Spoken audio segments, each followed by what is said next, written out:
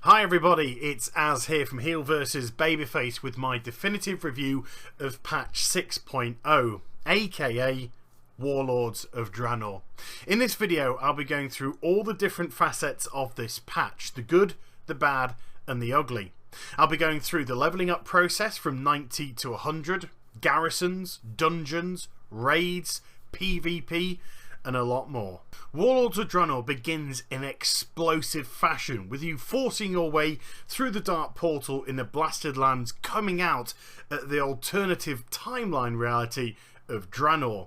You'll be fighting side by side with the Horde and the Alliance here, with Thrall and Khadgar leading the way. They take you through a linear succession of areas in Tanaan, but this is simply to introduce you to the various warlords that are going to appear throughout this title. The zone itself looks exquisite. It's such a shame it's not going to be unlocked in patch 6.0, but the taster of it that we do get is exceptional. This starting area comes to a head in almighty battle against the Iron Horde right at the end, where you'll be manning a cannon and smashing them to absolute pieces. From here, the Horde and the Alliance divide. The Horde will get on a boat and end up in Frostfire Ridge. The Alliance will get on a boat and they'll end up in Shadowmoon Valley. These will become the starting zones for the two factions. Frostfire Ridge for the Horde is an unforgiving land, covered in snow and sharp jagged rocks, as well as cascading lava. It's home predominantly to ogres and scattered orc clans, but there is the largest of them being the Frostwolf clan, led by Durotan, father of Thrall.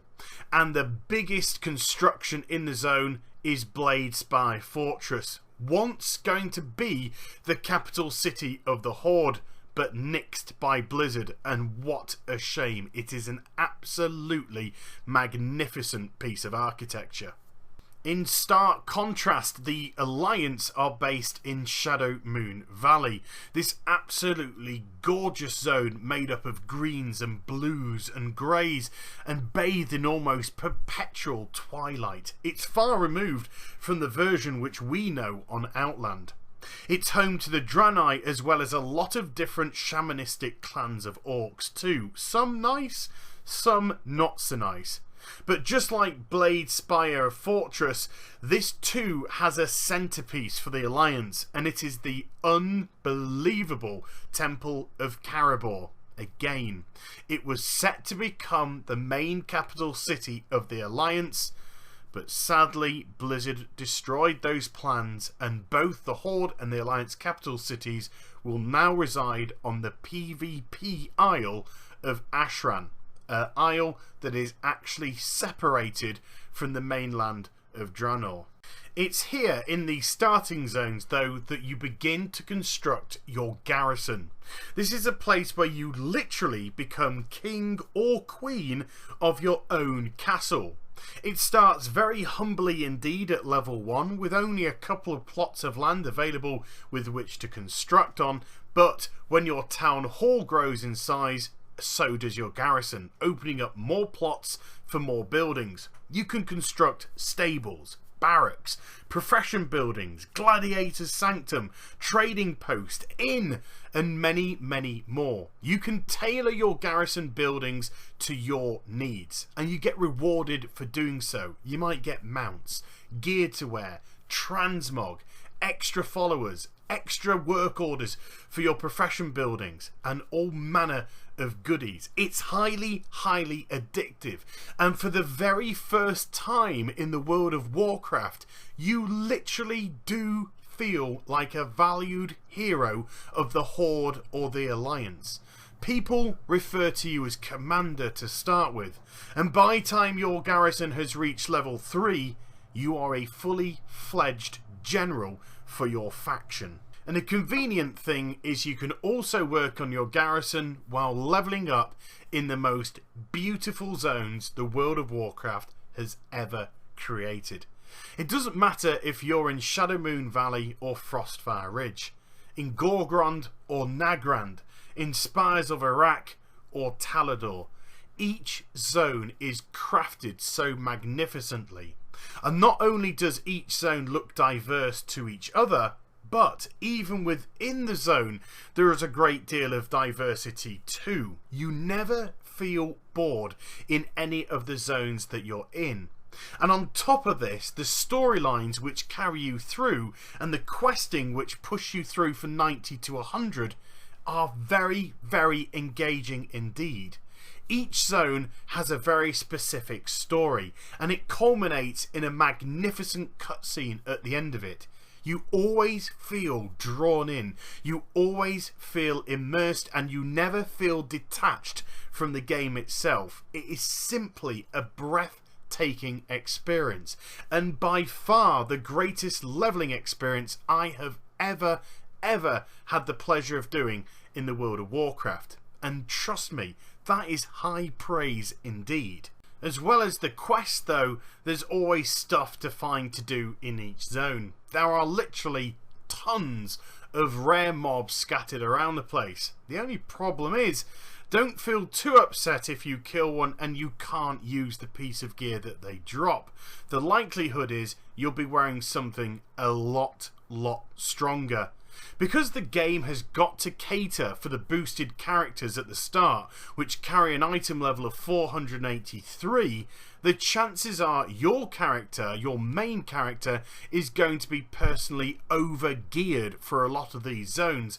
And the likelihood is, even if you're around the item level of 540 odd, you're not going to be picking up your first piece of equipment to round about level 95. Anything above that, 560, 570 item level, the chances are you might even get all the way through to level 100 without swapping a single piece of gear out, maybe one or two. And that is a wee bit sad because it does diminish the experience somewhat. This of course has got more to do with Mists of Pandaria than Warlords of Draenor. Blizzard's poor production of patches and the release of the expansion led to a 14-month drought in content. They then overcommitted with producing the boosted character so early on, leaving a vast and monumental gap between item levels. Although it may seem like a small gripe, the problem is this is an MMORPG. Those three words RPG are just as important as the MMO. We love to see our characters grow and develop. And going through a whole leveling experience with only swapping out a couple of pieces of gear feels a little bit dull and a little bit stagnant. Sure, we've got new zones and new quests and new mobs and all that kind of stuff to distract us and keep us interested. But when they all die and you loot them and you can't wear anything that they give you, when you complete the quests which have been provided to you and the rewards are nothing more than there to be either destroyed for materials or sold for gold, then it does feel stale. So if you fancy a bit of a change, why not jump into one of the 8 new dungeons? Yes, 8. 4 while you're leveling and 4 extra when you hit maximum level. 8 is the lowest number of dungeons that the World of Warcraft has ever produced on launch. The only hope is though that Blizzard will this time add more into the mix, whereas they didn't with Mists of Pandaria. The good thing though is the boss fights in the dungeons provided are pretty excellent. In actual fact, some of them are verging on mini raid bosses, so to speak. What isn't so great about them is the vast majority of the new dungeons seem to be utterly saturated with trash, and absolutely unnecessary trash at all. I fully understand that Blizzard want us to go from one boss to another with a little bit of a breather, a little bit of a break, so we can just get our mind back into focus for the next one. But in Everbloom, when you're going from the start to the first boss and it's taking 11 minutes to knock out the trash, and then another 6 or 7 minutes to knock out the second packs of trash to get to the next boss, it is simply way too much. It needs to be remedied. Nothing is less fun than having to deal with reams and reams and reams of trash. They don't value add anything to your experience. In actual fact, they diminish it, if anything. The only redeeming feature though is not only are the boss fights great, but the dungeons themselves aesthetically look fantastic. There really is so much detail which has been added into Warlords of Draenor, and I certainly believe that the new character models that have been brought in really contribute towards that. The way that they move, the way that they look, the way that they emote, it just adds that extra level of immersion. And with the extra shadings and textures that are going on, with a lot more polygons on screen than have ever been within the World of Warcraft, everything looks tighter and everything looks a lot better. That's the only thing I can think that can distract you from the bucket loads of trash which will be waiting in these dungeons. So what happens when you reach level 100? What is waiting in store for you? Well, this is where things go a little bit sideways. Yes, you're going to have 4 additional dungeons for which to tackle, but 4 isn't a huge number in the grand scale of things, although you will be able to do the dungeons on regular or heroic modes from now on in. In your town hall, on your command table, you will be granted a daily quest to gain Apexis crystals, anywhere between 800 to 1000. The only problem is, this daily quest is mind-numbingly boring, and normally involves you turning up into an area and literally killing stuff, filling up a bar that starts at 0% and stopping when it hits 100%. And trust me, if you get one of those, you're actually quite lucky. On some of the other daily quests that it provides, you have to kill mobs to release items, to place the items into certain areas. But everybody's farming the mobs at the same time, and to complete the bar from 0 to 100 can take ridiculous amounts. In actual fact, one day on the beta, which isn't really saturated with too many people, we were all doing the daily quest in one zone. It took me 20 minutes to fill it up by 9%. I had enough. I left. In an actual fact, I couldn't even bring myself to do the daily quest for more than 3 or 4 days in a row. It was mind-numbingly boring. And this is where a couple of other problems come in, especially when reputation grinding for various factions. When you start off in the leveling up process, doing quests gains you reputation. But when you hit 100, you'll find that a lot of these reputations haven't found their way to Exalted. From here on in, the only way to get them to Exalted is to do the Emperor Xiaohao method, i.e. kill, and kill, with each mob giving a certain amount of reputation each time you do kill them. Again, this is monotonous and mind-numbingly boring. I cannot believe in 10 years of the World of Warcraft, Blizzard have regressed back to some of the most awful traits, the most grindy traits of the game, which people simply do not appreciate.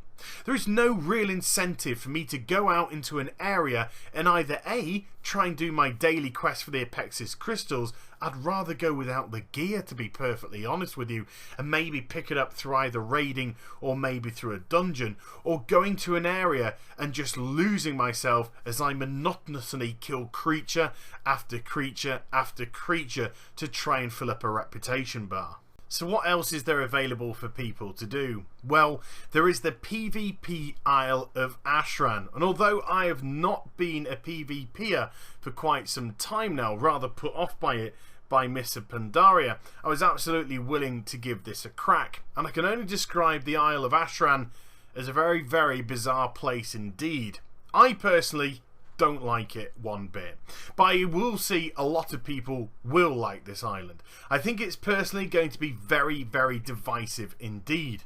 There seems to be so much wrong with it. First of all, Blizzard geared it up as an Alterac Valley 2.0, but I don't see any similarity in it whatsoever. Number one, Alterac Valley was a huge place that you could lose yourself in, get into groups of people and go around doing certain things.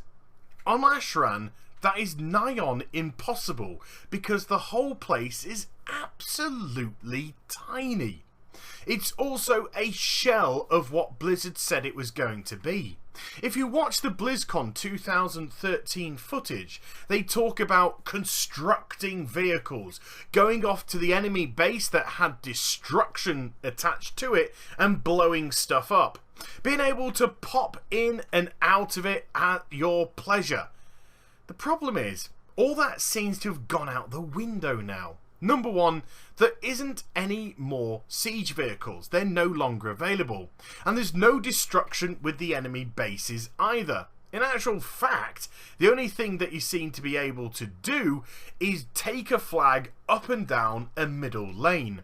If you do go off the beaten track, then you will come across certain little factions, an ogre faction, or some creatures, or some wolves, or something like that, but it's just slightly off the beaten track, and I personally don't see the reason or the fun element involved in it, apart from coming out with an overpowered buff, which of course is only going to infuriate a lot of the other team. PvP at the best of times is imbalanced with Blizzard, never mind having these ridiculous buffs in the process. And then there is the exceptionally annoying evading NPCs that will drive you mad. Stick a dot on an NPC, the dot automatically drops off. Try and CC an NPC, non-CCable.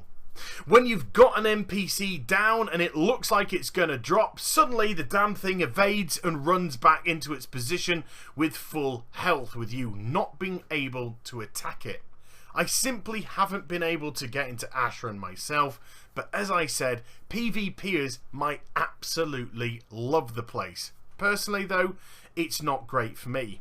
And what else is bad is you've got no other options.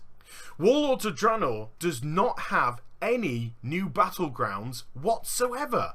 No new battlegrounds, no new arenas. It's Ashran or bust, literally. And with one of your garrison buildings requiring you to loot people's bodies and get some broken bones from them with which to complete various tasks within that building, it's kind of forcing people to come to Ashran too, because they're never going to get those amounts of bones by simply dealing with world PvP. It's a very odd place indeed, and as mentioned, I think it'll be very, very divisive. You'll either love it or hate it. I don't really see there being any middle ground whatsoever. So maybe we should change the pace completely. And archeology has at least had a little bit of a rework in Warlords. Yes, you've still got the dig sites from which to get the fragments from, but they've also added a bit of a platforming element in certain zones like Spires of Iraq. Complete these little obstacle courses and you'll be rewarded with a great deal of fragments and some additional things which enable you to get through some of the finds a lot quicker. But let's not fool ourselves here. Archaeology is definitely not going to carry an expansion, so we have to look back at what Blizzard does best, which is raiding. And they don't disappoint in Warlords of Draenor. The first raid that is on offer is situated in Nagrand and is Highmaul, a 7-boss raid that actually starts with you attacking Kargath, one of the Warlords of Draenor itself. Things don't slow down after that whatsoever. In actual fact, they seem to get even more intense, as the next raid will be Black Rock Foundry. This time, there's 10 bosses with which to defeat, bringing back some favourite mobs like Gruul from Gruul's Lair. Looking a wee bit different this time. He's lost one of his hands and it's now been replaced by a flaming hook. Get through to the end and you'll be able to extract your revenge on Blackhand. Go through the storyline and you'll understand what I mean by that. And if these 2 raids aren't good enough for you, then to start, there are 3 world bosses which are scattered around the various zones. Dove the Ruiner is in Gorgrond. Tirani, we don't seem to have seen anywhere in the game so far. They have been very much hidden. And then Rokhamar, who appears in Spires of Iraq. these world bosses aren't really tested and definitely need our metal with which to do so. So is it a matter of raiding comes to save the day again for the World of Warcraft? I would say not. The raiding is excellent, there's absolutely no doubt about that whatsoever. I've tested some of it and I've certainly enjoyed what I've done. But do not underestimate the power of garrisons. Garrisons, I think, is going to be one of the features that people embrace the most in this new expansion. Because of the diversity of buildings compared to the diversity of what somebody wants within their game, this little playground can exactly be that. Your little paradise. Your little area to construct and deconstruct what you want, to get what buffs you want out of it, to get what materials you want out of it, transmog gear, mounts, PvP titles, all manner of gubbins is here and up for grabs. And that doesn't stop after the leveling up process. It seems to go way into level 100 as well. If all else is failing you, you always seem to have something to come back to in your garrison. Sending your followers off to do major missions, going off into the world and actually discovering new followers for your garrison too. There are plenty of options available for you. Warlords of Draenor is by no means perfect, but what's very encouraging is even the stuff which I'm not keen on, even the stuff which I don't particularly like, I can see that remedies could be brought in to amend these features. But what is different from this expansion to the previous expansion for me is there is a lot of things I'm really looking forward to getting my teeth into. I cannot wait to begin leveling up. I cannot wait to see those beautiful zones which I had the pleasure of going through during the beta. I can't wait to start my garrison. I can't wait to do some endgame raiding. You can clearly see there is plenty of things for me to do. I think there'll be plenty of things for you to do as well. If I've got to do the old grading process, I give Warlords of Draenor an 8 out of 10.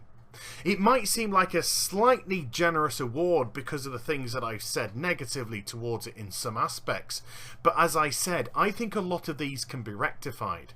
And by time I've done a lot of the stuff that I've talked about, if Blizzard do support this expansion and support it well, which is something they have severely lacked with both Cataclysm and Mists of Pandaria, then just when we seem to be getting to the shelf life of something, a new patch can come along and revitalise it. Is Garrisons getting a wee bit stale? Hello everybody, welcome to level 4 buildings. Is PvP beginning to gripe on people? Well hello, we've actually introduced some battlegrounds. Is the Rheingrep getting people wound up? Well here you go folks, here's a new faction and here's a new way with which to get it. There are plenty of potential remedies to meagre small problems. I'm looking forward to Warlords of Draenor. I could not say that about the previous expansion whatsoever, and it does fill my heart with joy with which to do so. I only hope that you have as much fun in Draenor as I think I'm going to have. So I hope you enjoyed the vid. If you did, please do give it a thumbs up and also subscribe to my channel. Follow me on social media and twitch.tv for live streaming. I will be streaming the launch of Warlords of Draenor 11 PM on Wednesday night here in the UK. And I will be back with some more stuff very soon. You take care everybody. Bye bye.